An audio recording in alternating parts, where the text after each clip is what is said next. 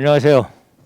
오늘 그 제천 원도심 상권 활성화를 위해서 우선 이런 자리를 마련해 주신 그 황대욱 단장님께 우선 감사 말씀드리고, 오늘 세 분 발표를 아주 심도 있게 잘 해주셨어요. 일 주제는 그 세명대학교 무역경영학과의 이지석 교수님이 전통시장 마케팅 매니저 역량 강화 방안에 대해서 자세히 말씀해 주셨고, 또 이 주제는 그 강원수 공생도시 상권 재생연구소의 강원수 대표님이 그 제천 상권 르네상스 사업단의 단계별 활성화 방안에 대해서 말씀을 해주셨고, 또 그 3주제는 세명대학교 바이오식품 산업부의 그 박수진 교수님께서 제천 푸드 프렌과 로컬 푸드 활성화 방안에 대해서 아주 자세히 그 말씀을 해주셨어요. 그래서 아마 그 제천의 원도심 활성화하는데 많은 도움이 되리라고 봅니다.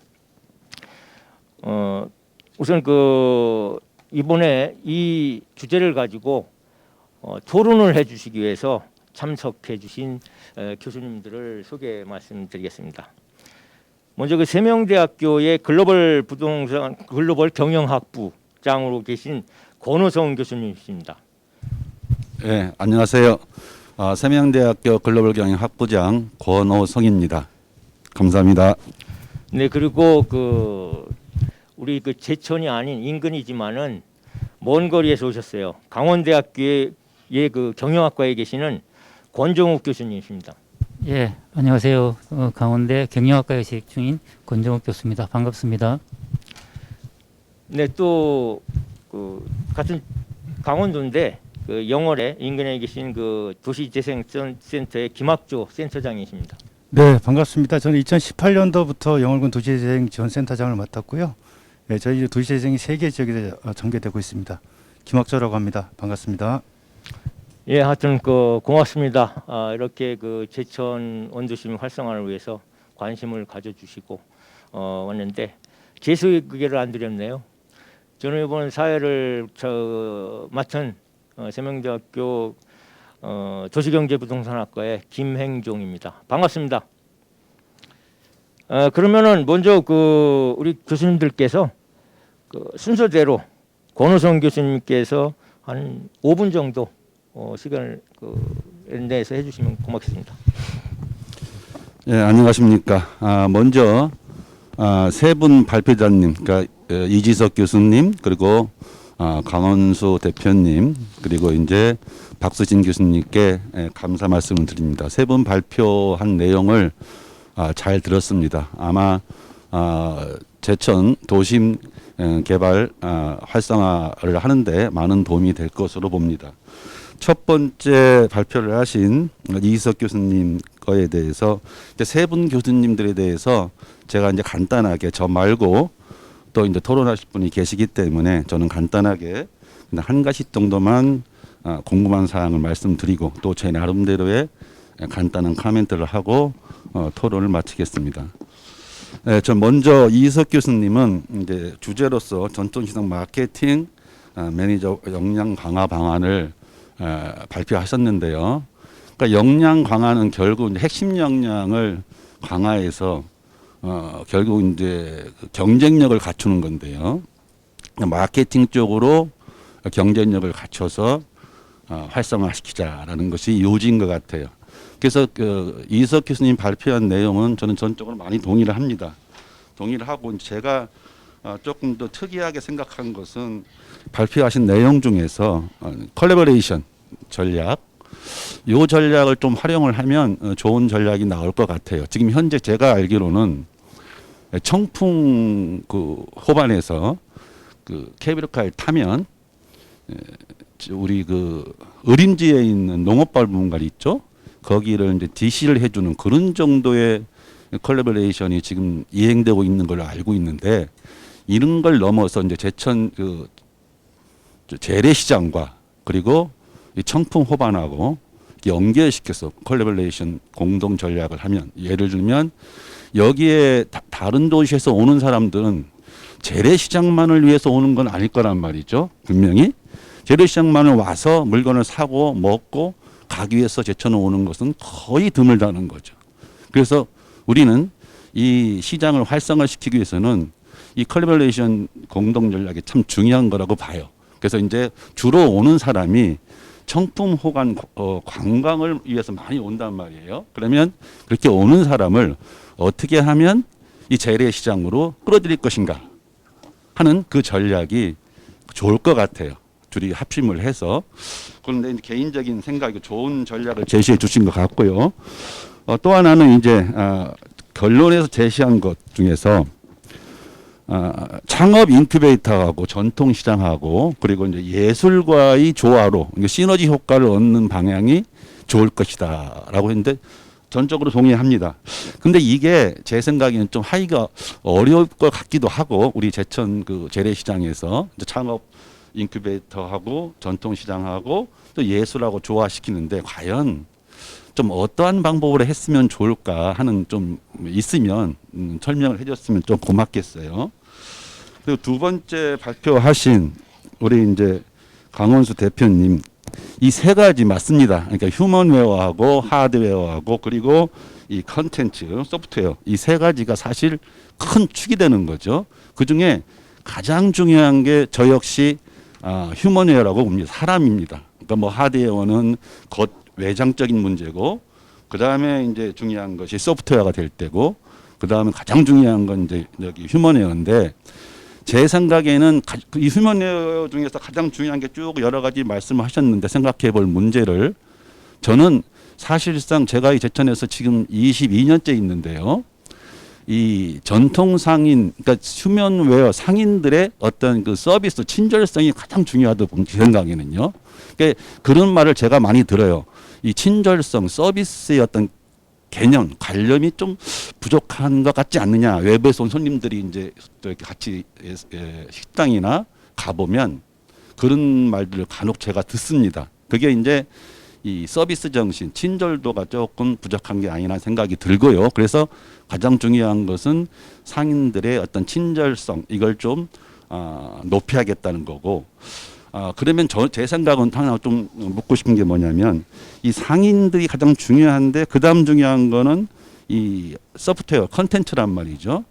그래서 이 상인들하고 컨텐츠하고 연결하는 방법을 많이 이제 해야 될 것 같은데 그런 방법 중에 하나가 제 생각에는 이벤트 중에 이벤트, 뭐 축제 속의 이벤트라고 할까? 그러니까 축제가 벌어지거나 어떤 이벤트를 했을 때 각각 상인들별로 또 나름대로의 어떠한 이벤트를 할 수 있는 게 아니냐.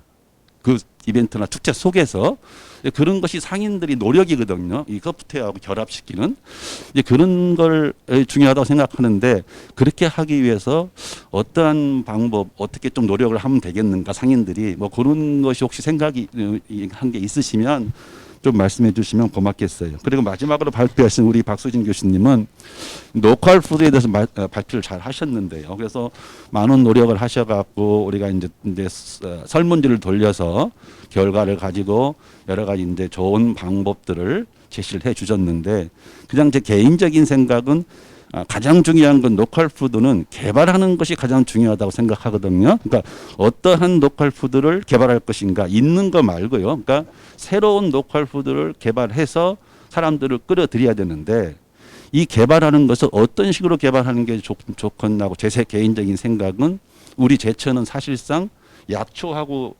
연결이 많이 되는 그런 도시예요. 그래서 그거하고 연결됐을 때 건강하고 연결되는 약초하고 연결되는 그러한 로컬 푸드를 개발해서 전통시장을 활성화시키고 이렇게 하는 게 좀 하면 어떤가라는 생각이 드는데 그렇게 건강과 관련된 약초와 관련돼서 로컬 푸드를 개발하기 위해서 우리가 이제 어떻게 하는 것이 좋을 것인가 하는 방안이나 뭐 그런 것들이 있으면 좀 설명을 해주셨으면 감사하겠습니다. 이상으로 제 토론은 마치겠습니다. 감사합니다. 우리 권호성 교수님께서 그래도 제천에 오래 살면서 느꼈던 바를 잘 말씀하신 것 같습니다. 이 그 발제자 하신 분들의 어떤 그 코멘트는 좀 그 다 마친 다음에 해주시는 걸로 하고, 뭐 우리 그 권 교수님께서 말씀해주신 그 이석 교수님의 어떤 그 사항은 어디 인근 지역과의 그 좀 관계를 좀 더 살펴봤으면 하는 그런 것과 우리 그 또 두 번째 발제하신 그 강한수 대표님과는 그 사람 문제를 중요시하면서 뭔가 그 이 지역민들의 서비스 어떤 거 그런 문제를 좀 강조하신 것 같습니다. 우리 박수진 교수님께는 그 약초와 어떤 그 건강과의 관계 어떤 그런 것들을 그 말씀해 주시는데 상당히 그 공감 가는 말씀이시지 않은가 하는 생각을 해볼 수 있습니다.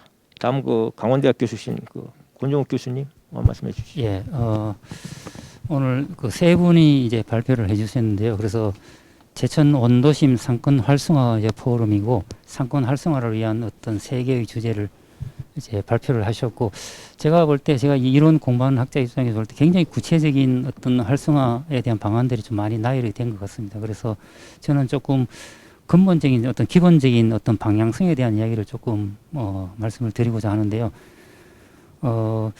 지금 이제 이런 상권 활성화 포럼이 굉장히 중요하고 또 지속이 돼야 되고 의미가 있다고 생각하는 것 중에 하나가 우리가 잘 알고 있는 이제 지방 소멸 뭐 이런 이야기를 많이 하는데, 저도 학회 갔을 때 이런 처음 이야기 들었을 때 이 과연 그 정도로 심각한 주제인가라는 생각을 몇 년 전에 했었는데, 그래서 제가 자료를 찾아보니까요 굉장히 다양한 어떤 지표들이 있는데, 오늘 제가 좀 소개드리고 싶은 지표는 인구 소멸 위험 지수라는 게 있더라고요. 그래서 출생률이 굉장히 낮고 고령화 인구가 많을 때 그 지역은 이제 소멸될 수밖에 없는 인구 구조를 가지고 있잖아요.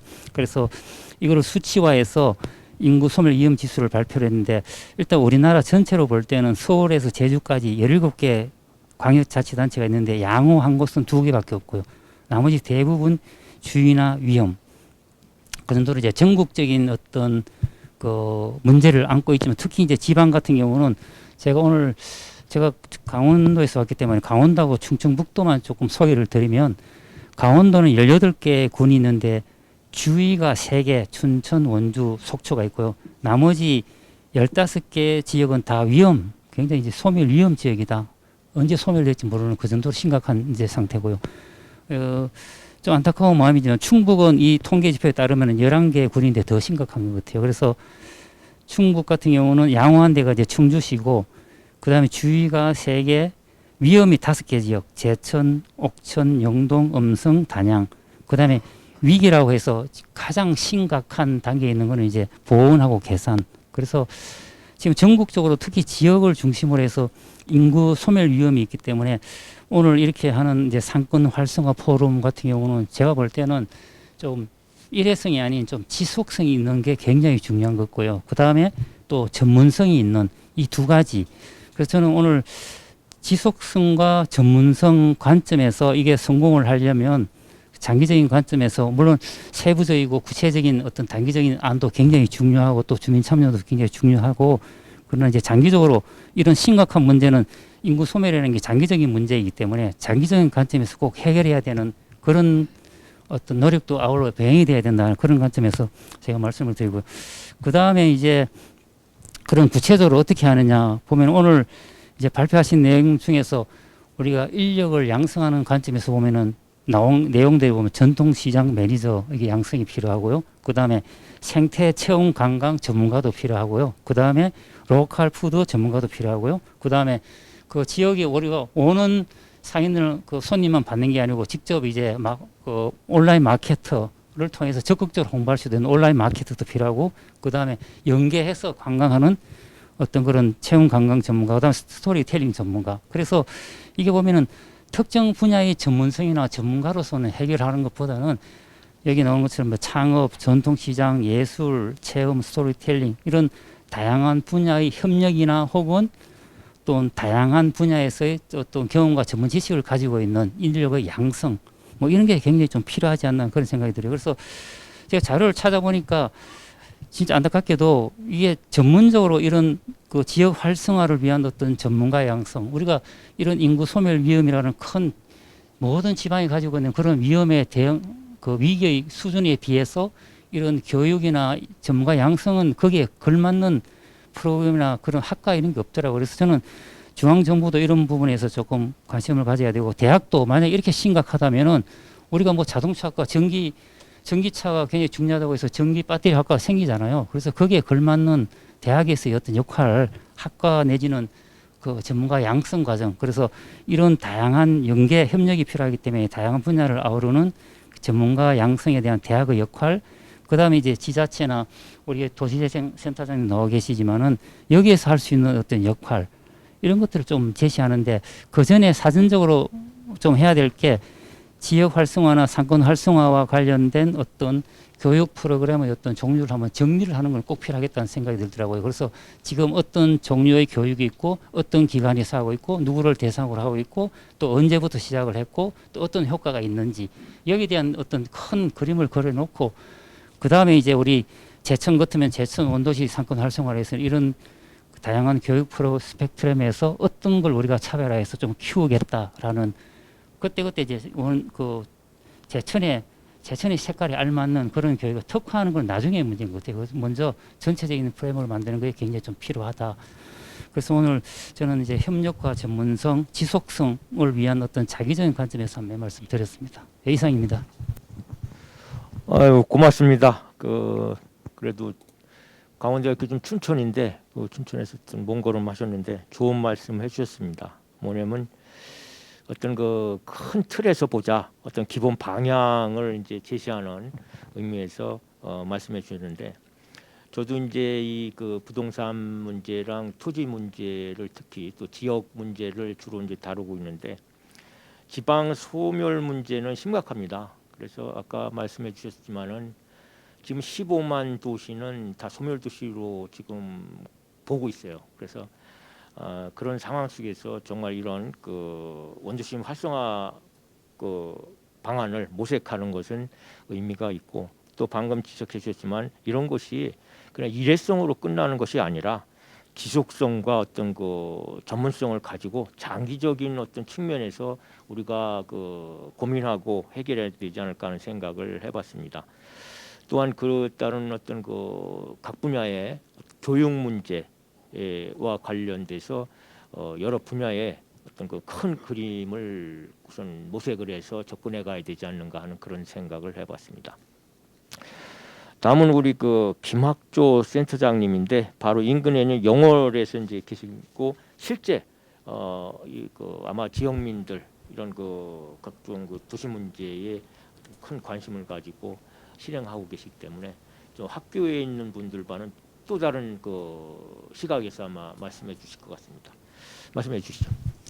네, 우선 제가 제천이라고 하는 도시는 저희 집 외갓집이 있어가지고 어려서부터 자주 놀러 오던 지역이고요. 중앙시장 앞에 영화도 좀 보러 오고, 여기서 만두, 튀김 만두도 사 먹고 가고 그랬던 기억이 있어 굉장히 가까운 그런 어떤 마음입니다. 그래서 사실은 우리가 기본적으로 이제 상권 활성화, 원도심에 대한 어떤 활성화라든가 이런 것들에 대해서 엄청나게 많은 논의들을 해왔고, 거기에 관계되어 있는 자료나 데이터도 사실 굉장히 많습니다. 그래서 제가 오늘 세 분 교수님들이 말씀하신 그런 내용들은 내용적으로나 사실 준비된 어떤 자료나 100% 거기에 대해서 동의합니다.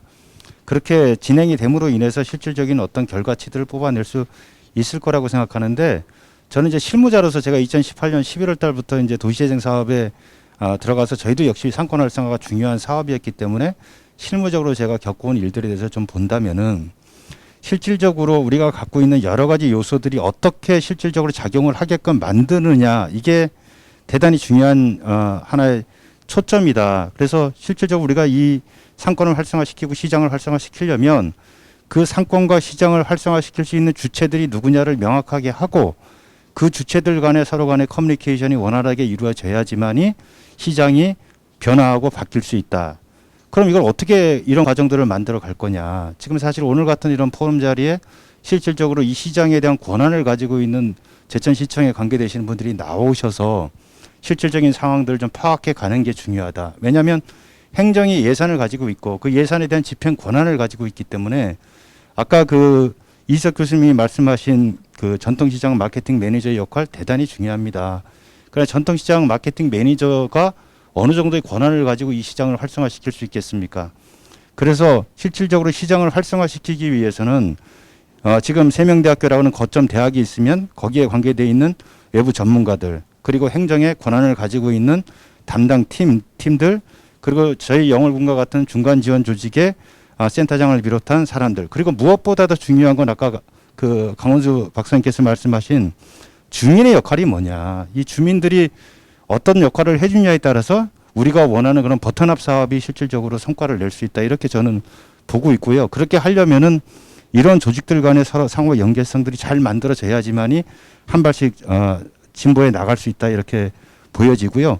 제가 앞에 있는 네토 시장하고 이 시장을 봤을 때 과연 시장의 특성이 어떤 게 있느냐가 좀 이렇게 좀 의문점이 들었어요. 물론 오랫동안 이 시장의 장사를 영위하고 지금까지 끌고 왔겠지만 단양시장 같은 경우 뭐 단양 마늘을 중심으로 해서 뭐 브레드라든가 순댓국조차도 이제 그런 어떤 게 중점적으로 해서 상품화하고 브랜드화해 가면서 단양의 그 작은 인원수가 있지만 시장이 급격도록 이렇게 발전해가는 모습들을 저희들이 선진지 견학을 가보면 느낄 수 있고요. 영월 같은 경우는 뭐 영월 다슬기라든가 또 영월의 특산품을 활용한 어수리 밥상이라든가 이런 것을 활용해서 자꾸 이제 새로운 것들 접목해 나가려고 하는 그런 노력들이 지금 가중돼 가고 있는 그런 상황들입니다. 그래서 앞에 세 분께서 말씀하신 것 중에서 제가 봤을 때 가장 중요한 건 아까 봤을 때 소프트웨어를 어떻게 구축을 할 거냐 그리고 핵심 키워드를 어떻게 가져가서 이제 제천형 시장은 어떤 게 중심이다. 아까 교수님께서 말씀하신 한방 상품을 좀 이렇게 집중적으로 개발한다면은 지역에 특화된 어떤 그런 상품들이 많이 개발이 될 걸로 보이고요. 실제로 거기에 관계되어 있는 노력들은 시장에 있는 우리 상인회 회장님이나 중간지원 조직이나 이런 데서 다 할 수 없는 거기 때문에 무엇보다도 제천시가 중심이 돼서 나와서 같이 협업을 해갈 때 시장에 어떤 커다란 변화가 좀 있을 거라고 보고요. 로컬 푸드 같은 경우도 저희가 뭐 김포라든가 일산 이런 데 선진지 견학을 쭉 가보면 지역민들의 그 만족도가 굉장히 높습니다. 특히 농사를 짓지 않는 지역에 있는 수도권 지역에서는 로컬 푸드에 대한 인기는 거의 폭발적입니다. 그러면 로컬 푸드에 대해서 우리가 지역에서 상권 활성화도 시키지만 결과적으로 지역의 어떤 특산품을 활용한 외부에 판매할 수 있는 그런 통로들도 만들어 갈 수 있기 때문에 그런 어떤 과정들도 잘 좀 준비해서 갔으면 좋겠다 이렇게 생각이 되고요.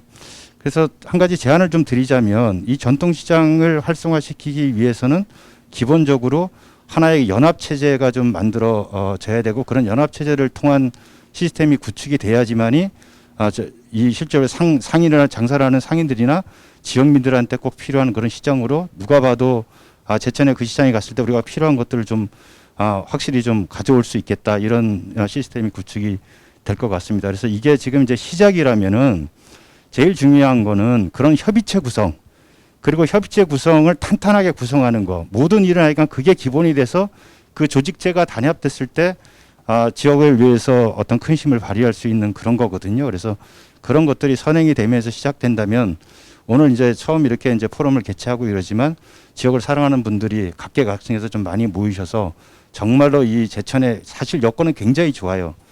제가 이제 한 말씀 드리면 요게 이제 영월의 달시장이라고 했고 제가 덕포 시장길에서 이번 달 4, 5, 6, 7, 4일 동안 장을 만들어서 열었습니다. 야시장을. 근데 제가 선진지 견학을 뭐 대구 서문시장이나 뭐 포항 야시장 이런 데를 가보면 기존에 이렇게 상권이 형성돼 있는 데다 야시장은 이렇게 덤으로 들어가서 했던 거예요.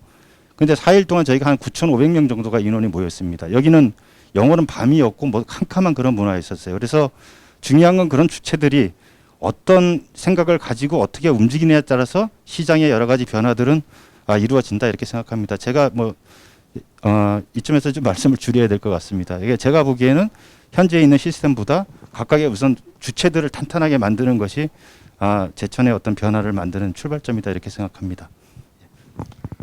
네, 감사합니다. 뭐 더 하셔도 되는데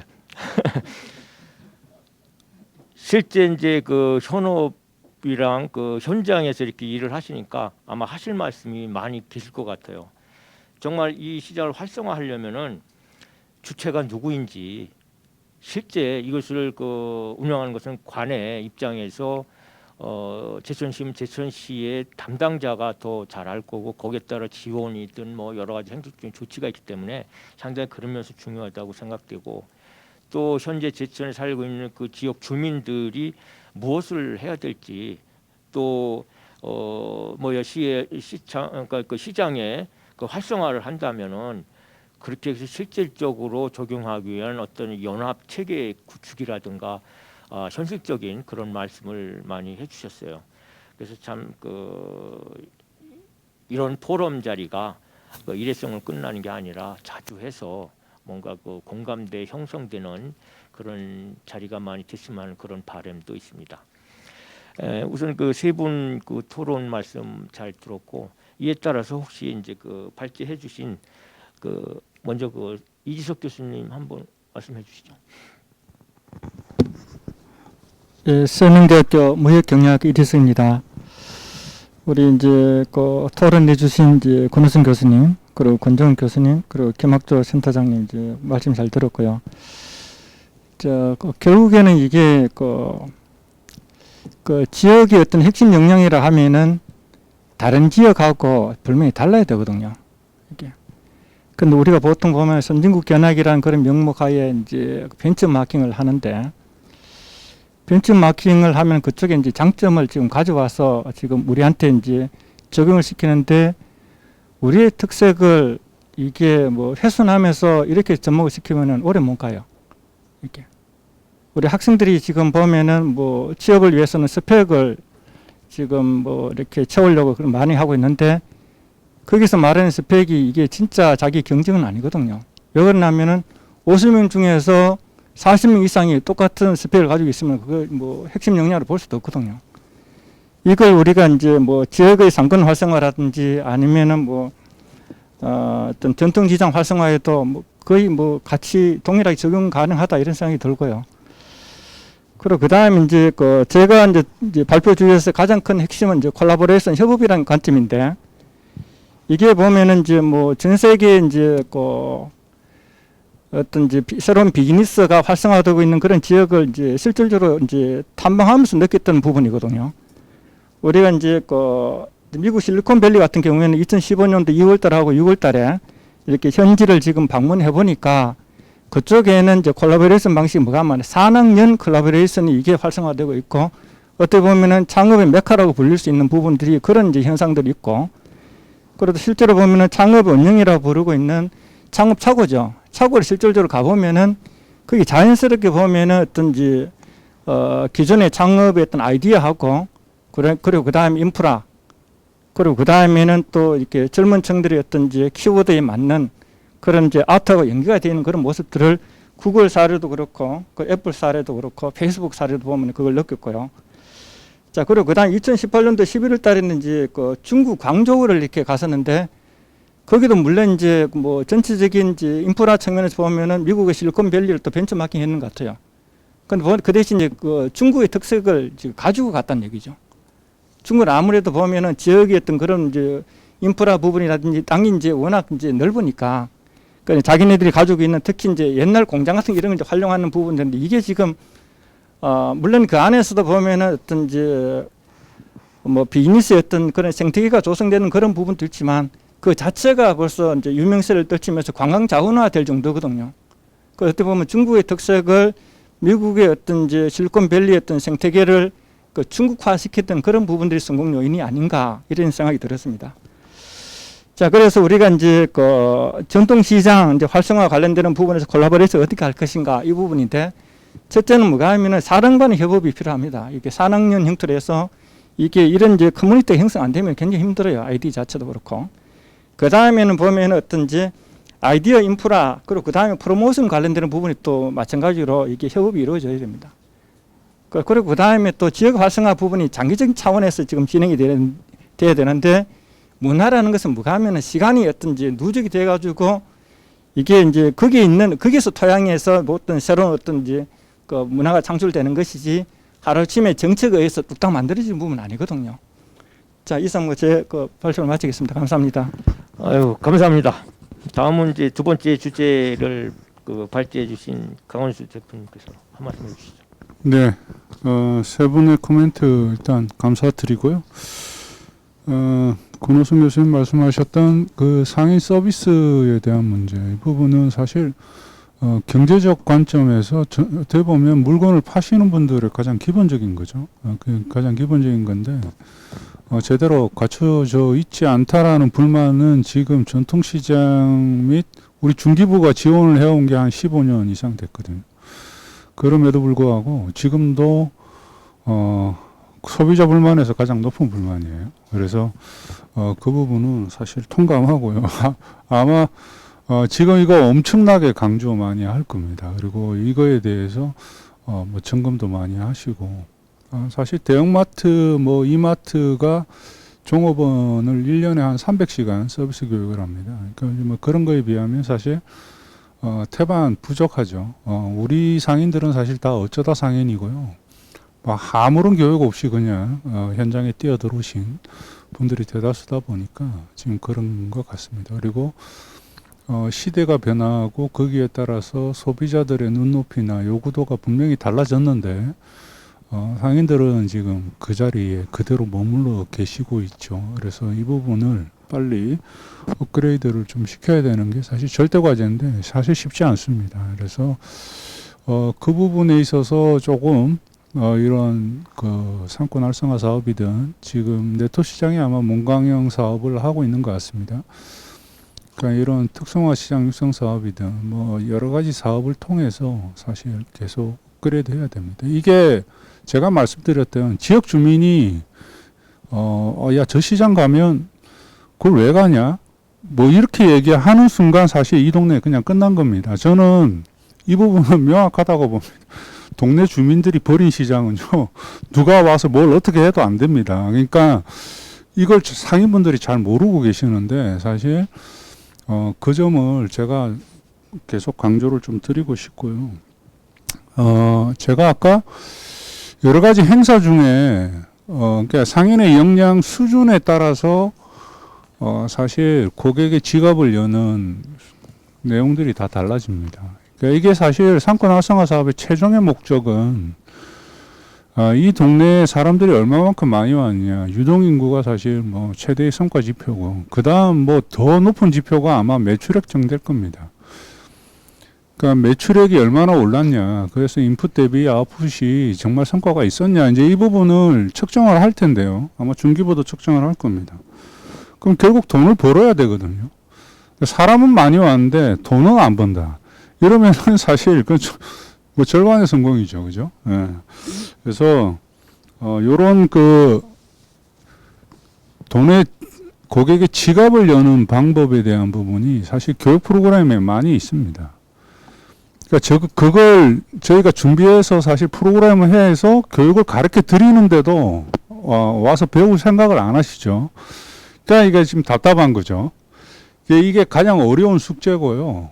제가 현장에서 오랫동안 있으면서 가장 어려웠던 게 사실 교육시키는 거였습니다. 예.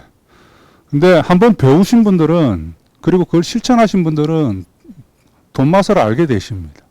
알게 되시면 오지 마라 그래도 오셔요. 지금 그런 상황까지 왔으니까 제가 있었던 성남 같은 경우가 지금 그런 사례입니다. 지금은 교육시켜 달라고 요청합니다, 역으로. 그러니까 이게 처음이 좀 어려운 거지 사실 어느 직종의 어느 업이든 영원할 수 없고요. 계속 시대가 변하기 때문에 계속 배우셔야 됩니다. 고객층도 달라지고요. 그래서 뭐 그런 점을 좀 강조하고 싶고요. 제가 이제 상권의 르네상스 사업인데 뭐 상권 활성화 사업이라고 보고, 제가 도시재생도 그렇고 뭐 전국 평가나 뭐 이런 거 많이 다닙니다. 많이 다니는데 지금 전국 아까 인구 소멸 말씀하셨고, 지금 전국의 이제 중소 지방 도시가 처한 상황은 사실 거의 대동소이합니다. 다들 지금 외부의 내수는 지금 어쨌거나 한계가 다 봉착해 있고요. 지역의 자원들을 최대한 끌어모았고 연결시키고 협력해서 외부의 관광객을 누가 더 많이 유치하느냐, 지금 이런 약간의 제로섬 게임으로 지금 국가 차원에서 보면 지금 이런 경쟁이 지금 돌입을 아예 했습니다. 그 가운데 이제 지금 제천시는 과연 뭘 하고 있느냐, 이제 이런 측면에서 한번 살펴볼 필요가 있고요. 조금 제가 유의미하게 봤던 전국의 사례들 중에 네, 이제 이렇게 보시면 됩니다. 보통 이제 지역의 특산 자원이나 뭐 좋은 자원이 있는데 이걸 내부에서 계속 개발하시려고 자꾸 노력을 많이 하셔요. 근데 저는 한계가 있다고 봅니다.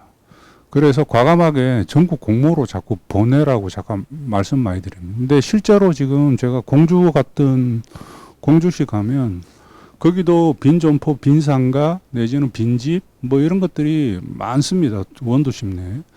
그래서 재생하고 어울려가지고 재생은 거점을 확보하고요. 상권 르네상스에서는 전국 공모를 해서 젊은 친구들을 다 유치합니다. 그러니까 여기 아까 제천에 한방 약재 뭐 이런 거 유명하다는 건 저도 알고 있고 여기 엑스포까지 하시니까 다 아는데 이거는 누가 개발할 거냐 부분이거든요. 그러니까 지금 개발하는 사실 내부적 동력이 없고 사람이 없다는 거거든요. 그렇다고 본다 그러면 사실 그걸 계속 촉발시킬 프로그램들이 계속 있어줘야 됩니다. 그리고 그걸 잘하는 친구들한테 전폭적으로 여기에서 정착해서 뭔가 할 수 있도록 길을 열어줘야 되거든요. 그러니까 지금은 이제 내부 인재도 고갈되어 있는 상태죠. 그래서 이걸 다 열어야 됩니다. 이제는 그 공주 같은 경우는 제주도에 있는 친구들을 막 끌고 들어온 거거든요. 가서 상고초려 해가지고 모시고 오고 막 이렇게 했습니다. 그래서 그런 친구들이 어떻게 보면 지역의 핵 인력이 되는 거죠. 그러니까 그런 인력 중심에 같이 또 젊은 친구들이 모이는 거거든요. 그러니까 이걸 조금 너무 내부에서 찾지 마시고 저는 과감하게 여기에 유명한 게 우리가 이런 게 있는데 이걸 가지고 활용할 전국의 각지에 한번 도전 한번 해달라 이렇게 요청하시고 그걸 이렇게 그런 특전을 주시고 이걸 자꾸 유치하는 그런 방법도 좋은 방법인 것 같습니다. 하여튼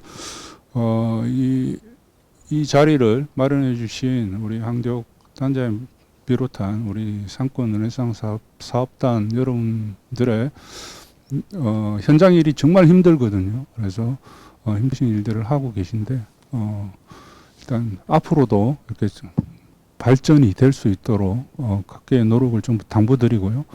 저도 뭐 전문가로서 도울 수 있는 일이 있다 그러면 도움을 드리도록 하겠습니다. 감사합니다. 감사합니다. 다음 세 번째 그 박수진 교수님께서 코멘트 한번 해주시죠. 네, 앞서서 여러 교수님들과 또 김학조 센터장님 등 여러 좋은 말씀을 주셔서 제가 많은 이야기보다는 그렇죠. 제천이라고 하는 곳이 상당히 농경 문화가 발상된 곳이잖아요. 그래서 여러 시민 여러분들의 의견을 제가 마주했을 때는 굉장히 자부심과 자긍심이 있으십니다. 마찬가지로 전통시장의 역사가 긴 만큼 상인 여러분들도 그러할 것이라고 생각해요. 근데 역으로 지금 앞서 말씀해 주신 것처럼 세상이 달라지고 있습니다. 우리가 모두 겪은 것처럼 코로나 상황 때문에 팬데믹 이후에는 우리의 식생활과 식소비 행태들이 굉장히 달라졌어요. 그 단편적인 예가 일단은 간편성을 추구하면서도 건강한 그러한 식사를 하고 싶어 하거든요. 누구나. 그렇기 때문에 제가 좀 서치를 하다 보니까 전통시장에서 어떤 상인분이 굉장히 노력을 하셔서 또 그 전통시장의 이름 앞쪽에다 꼼지락이라고 하는 단어를 하나 붙였대요. 그래서 꼼지락 전통시장이라고 하는 좀 재미있고 호기심이 가는 그런 이름으로 바꿨는데 그 이유를 들어보니까 뭐라도 해야겠더라. 이 여러 가지의 그 매출이 떨어지고 힘든 상황 속에서 내가 꼼지락거릴수록 뭔가 변화라고 하는 것이 촉발이 되는 것 같아서 그런 그 상인들의 뜻을 모아서 꼼지락 시장이라고 바꿨답니다. 그랬더니 굉장히 또 사람들로부터 호응이 있었고 또 그러면서도 오늘도 그분은 어떻게 달라질까를 고민하면서 상품 개발을 좀 하고 계시다는 말씀을 봤어요. 그래서 그런 면에서 우리가 변화 대응력에 굉장히 민감해져야 되고 그러기 위해서 다양한 정보는 지금 사방에 널려 있지요. 근데 그걸 내가 내 것으로 만들어서 소화해서 어떻게 달라져야 할 것인가를 충분히 고민하는 시간이 필요하다고 생각합니다. 이제는 뭐 내 나이에 이제 100세 시대라고 하잖아요. 그래서 그런 나이, 물리적인 나이라는 거 좀 벗어나야 되지 않을까요? 그래서 우리 스마트폰 있는 것처럼 노화도 스마트 에이징으로 갈 수 있게 전통 시장도 좀 그런 색다른 그런 그 변화를 추구하는 그런 부분들을 추구해야 되지 않을까 싶습니다. 그래서 이 초고령 사회라고 걱정만 할 게 아니라 또 한편에서는 지방 소멸 전 세계적으로 일어나고 있는 현상이고 팬데믹 이후에는 우리가 상당히 많은 그 현상들을 봤습니다. 그래서 어떻게 보면 이것도 자연스럽게 받아들여져야 되는 상황인데 이것을 꼭 위기라고만 볼 것이 아니라 그걸 역으로 생각한다라고 하면 거기에서 보다 즐겁게 살아남을 수 있는 방안은 무엇인가라고 하는 긍정적인 변화를 할 것을 좀 말씀드리고 싶습니다. 그래서 오늘 이런 자리를 마련해 주신 우리 상권 르네상스 사업단 여러분께 다시 한번 감사드리고요. 여러분 모두 다 어렵고 우리 모두가 지금 힘든 상황이라는 것을 다 아십니다. 그래서 한 번 더 힘내시라는 말씀 드리고 싶습니다. 감사합니다. 네, 감사합니다. 오늘 정말 유익한 시간이 된 것 같습니다. 저 이제 이런 그 부동산 문제, 도시 문제를 접하면서 사실 이런 그 심각한 문제들을 예상을 안 했던 게 아니고 아마 그러니까 2000년대, 2010년대에 접어들면서 이런 어떤 그 도시의 어떤 어반 스프롤 현상에 의해서 계속 외곽으로 확산돼 나가다 보니까 특히 뭐 혁신 도시다 해갖고 외국권에 이제 그런 도시들이 점차 그 확산되고 하다 보면 원도심의 문제가 대두돼서 2013년에 이제 도시재생법 실제 구체적으로 이제 도시재생을 활성화 및 그 지원하는 그런 법률이 이제 제정돼 갖고 이제 그 이런 도심에 뭐 우리 제천뿐만이 아니라 전국적으로 이 원도심 문제가 이제 심각하게 대두되는 상황 속에서 어떤 그 이제 살아남아야 되니까 각종 어떤 그 정부의 지원도 있지만은 그게 이제 일회성으로 그치다 보니까 또 다른 문제를 야기시키고 해서 오늘 그 세 분 발표하신 그 내용 속에 답이 있다고 또 생각됩니다. 그리고 그에 대해서 그거 다 이제 그 긍정적으로 보아주시고 더 이제 덧붙여서 이렇게 토론해 주신 세 분 너무 감사드리고 또 이러한 장이 계속 이제 그 열렸으면 하는 이 포럼이 더 활성화됐으면 하는 그런 그 바람도 있습니다. 그래서 오늘 그 제천 원도심 르네상스의 그 단장님 하여튼 이런 자리를 처음 이렇게 만들어 주셨는데 아마 다른 도시도 이렇게 되는지는 모르겠어요. 그래서 상당히 이제 아마 그 처음 아마 시도하는 것 같은데 아마 그 다른 그 사업단에서도 아마 이거 벤치마킹 하려고 아마 전화통에 뭐 불이 날 것 같습니다. 그래서 오늘 그 참석해주신 발제해주신 그 이석 교수님, 또 강원수 대표님, 박수진 교수님, 그리고 또 이렇게 먼 데서 오신 그 권정욱 그 교수님, 또 가까이 계신 우리 그 권호선 교수님, 또 김학조 센터장님, 고맙습니다. 오늘 그 이 제천 원도심 상권 활성화 포럼을 여기서 마칠까 합니다. 대단히 감사합니다.